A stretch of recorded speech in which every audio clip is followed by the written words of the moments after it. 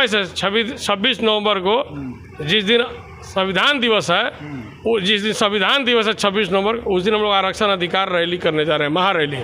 जातीय जनगणना, जातिगत जनगणना, जिस राज्य में 90% ST OBC अति माइनॉरिटी रहेगा उसकी जनगणना नहीं होगी।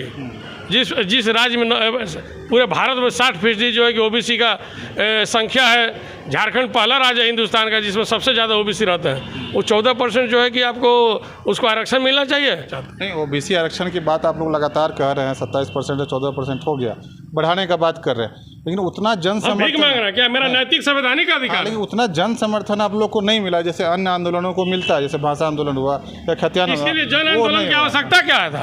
हमारा परिवार का आदमी मुख्यमंत्री बना है जी। जो ST OBC माइनॉरिटी एक परिवार है, राजा दशरथ के 4 पुत्र हैं और उसके परिवार का एक बेटा मुख्यमंत्री बना है, तो उससे हम ये तो मेरा अधिकार है। लेकिन जो लोग इस वर्ग से आते हैं खुल के तो सामने नहीं आ रहे। आप लोग खुल के जरूरत क्या था, लेकिन अब खुल के आएंगे। ये OBC को कोई तोल नहीं सकता है और कैलाश यादव इसका अकेला ठेकेदार नहीं है।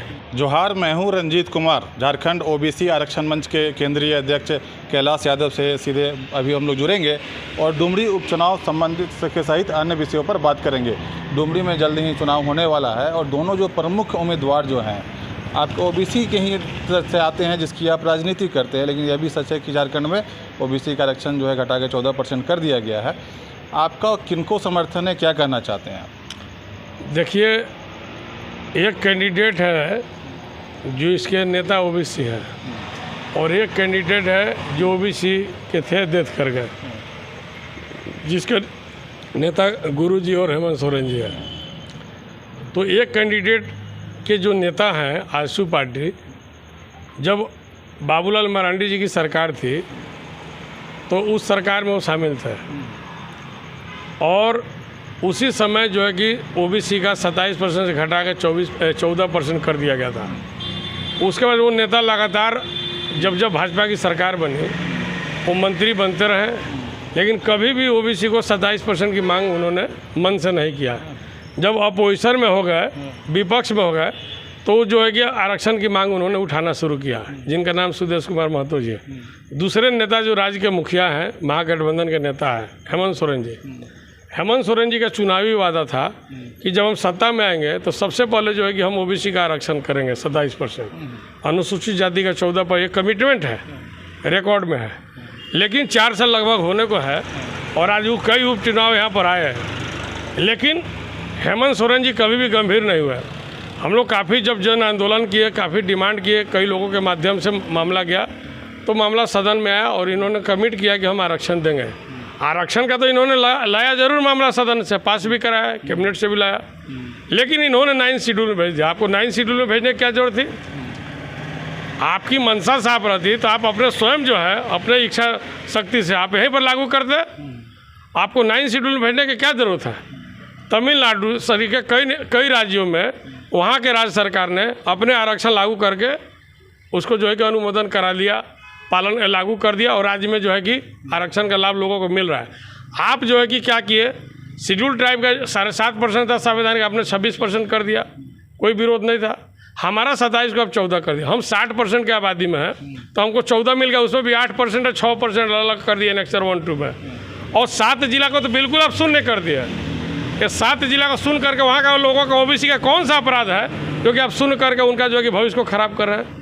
आज 24 वर्ष में कितना युवा बेरोजगार हो गया? लगभग 20 से 25 लाख युवा बेरोजगार है। अगर आरक्षण का लाभ मिलता तो हमें 20 लाख युवा जो है कि आज नौकरी करते हैं। ठीक है, लेकिन इसका जिम्मेवार कौन है?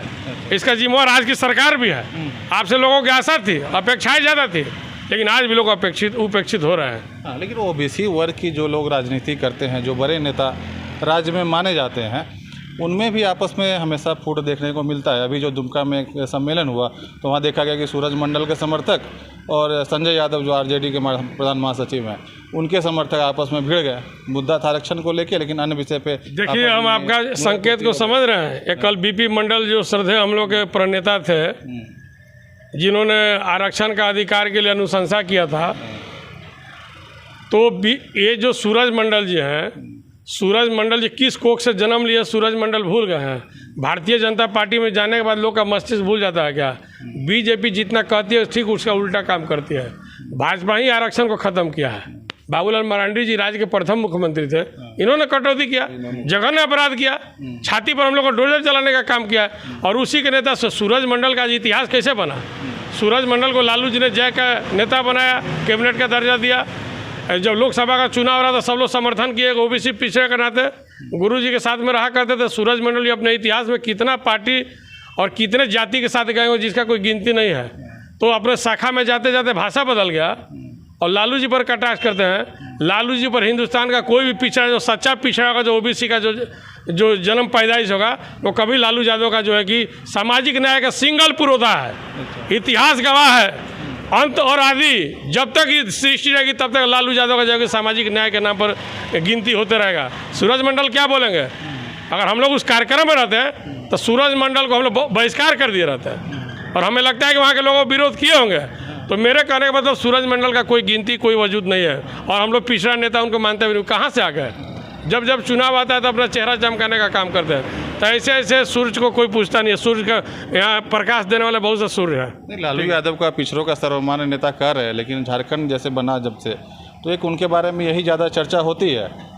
झारखंड मुक्ति मोर्चा के लोग भी कहते हैं दबी जुबान से यही बातें होती है कि उन्होंने झारखंड के बारे में कहा दिया कि हाँ अपने मेरा लाश पर झारखंड बनेगा, झारखंड विरोधी है, इस तरह की बातें करते हैं। देखिए, कोई भी बाप माँ का अगर दो बेटा है और एक बेटा को कोई अलग करेगा तो पीड़ा तो होता ही है। होता है कि नहीं होता? अगर आपका दो बच्चा है, कोई बच्चा को छीन के ले जाएगा, बोलेगा नहीं आप हमको दे दीजिए, थोड़ा पीड़ा होता है। लेकिन लालू जी झारखंड राज्य के अलग माने विरोधी नहीं थे, उन्होंने तो समर्थन किया। झारखंड मेरे लाश में बनने का कई कारण था। जो राज्य का भौगोलिक जो दिशा था, जो बनाया जा रहा था, जो सामाजिक समीकरण बना था, जो सामाजिक विकास का जो मापदंड बना था, उसको लेकर उन्होंने बोला था। और उन्होंने बोला था वाजपेयी जी को, माननीय उस समय सदस्य जो प्रधानमंत्री थे, उनको बोला था, इस इशू के लिए बोला था। और जो उन्होंने मानचित्र बनाया था राज्य के लिए, उस मानचित्र के साथ अन्याय हो रहा था, इसलिए बोला था। इसलिए जो है कि उसका दूसरे पैमाने पर नहीं बोला। और सूरज मंडल को 23 साल के बाद होश आ रहा है, 24 साल के बाद कि लालू जी बोले थे। तो इसलिए सब जो है कि डिमोलिश नेता है, ख़त्म हो चुके, ये लोग डिलीट हो गए हैं राजनीति से। ऐसे लोगों का कोई गिनती नहीं है।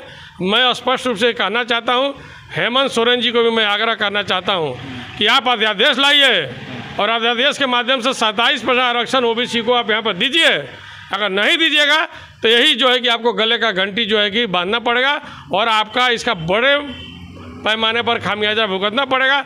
और आने वाले समय में आप पिछड़ों का नेता नहीं रह पाइएगा, दलितों का नेता नहीं रह पाइएगा, अल्पसंख्यक समाज का नेता नहीं, आप केवल आदिवासी का नेता बनकर रह जाइएगा।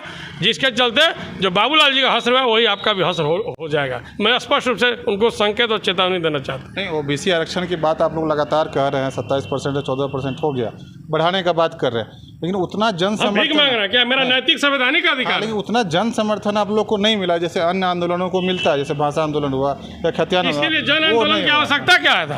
हमारा परिवार का आदमी मुख्यमंत्री बना है जी। जो एसटी एससी ओबीसी माइनॉरिटी एक परिवार है। राजा दशरथ के 4 पुत्र हैं और उसके परिवार का एक बेटा मुख्यमंत्री बना है, तो उससे हम ये तो मेरा अधिकार है। लेकिन जो लोग इस वर्ग से आते हैं खुल के तो सामने नहीं आ रहे। आप लोग खुल के जरूरत क्या था, लेकिन अब खुल के आएंगे। ये ओबीसी को कोई तोल नहीं सकता है और कैलाश यादव इसका अकेला ठेकेदार नहीं है। हम अपने समाज का जनमानस की आवाज़ को कह रहे हैं। आने वाले 20 तारीख को कार्यक्रम किए थे, इतना विशाल प्रोग्राम हुआ। एक सीधा मैसेज 26 नवंबर को जिस दिन संविधान दिवस है, 26 नवंबर, उस दिन हम लोग आरक्षण अधिकार रैली करने जा रहे हैं, महारैली। जातीय जनगणना, जातिगत जनगणना, जिस राज्य में 90% एसटी सी ओबीसी माइनॉरिटी रहेगा उसकी जनगणना नहीं होगी। जिस राज्य में पूरे भारत में 60% जो है कि ओबीसी का संख्या है। झारखंड पहला राज्य है हिंदुस्तान का जिसमें सबसे ज़्यादा ओबीसी रहते हैं। वो 14% जो है कि आपको उसको आरक्षण मिलना चाहिए। 7 जिला में आप शून्य कर दीजिएगा। सभी 24 जिला में आप शेड्यूल ट्राइब के लिए जिला अध्यक्ष और उपाध्यक्ष का जो मेयर उप मेयर का और जिला अध्यक्ष और उपाध्यक्ष का पोस्ट को आप जो कि रिजर्व कर दिए शेड्यूल ट्राइब के लिए। ये आपका रोस्टर पॉलिसी है। बारी बारी से सबको मिलना चाहिए। एसटी एससी ओबीसी तीनों का अधिकार मिलना चाहिए बारी बारी से, तब जाकर कहा जाएगा कि जो है कि आर्थिक रूप से और सामाजिक रूप से पिछड़ों का अधिकार और सम्मान देने का काम करे। ये नहीं चलेगा। वोट हमारा, राज तुम्हारा अभी नहीं चलेगा। आपने हम लोग को यूज कर रहे हैं, अब हम लोग प्रयोग होने वाले नहीं रहेंगे। आपको हम लोग को अधिकार देना पड़ेगा। नहीं दीजिएगा तो इसका खामियाजा भुगतना पड़ेगा। ठीक है, बात करने के लिए बहुत बहुत धन्यवाद आपका।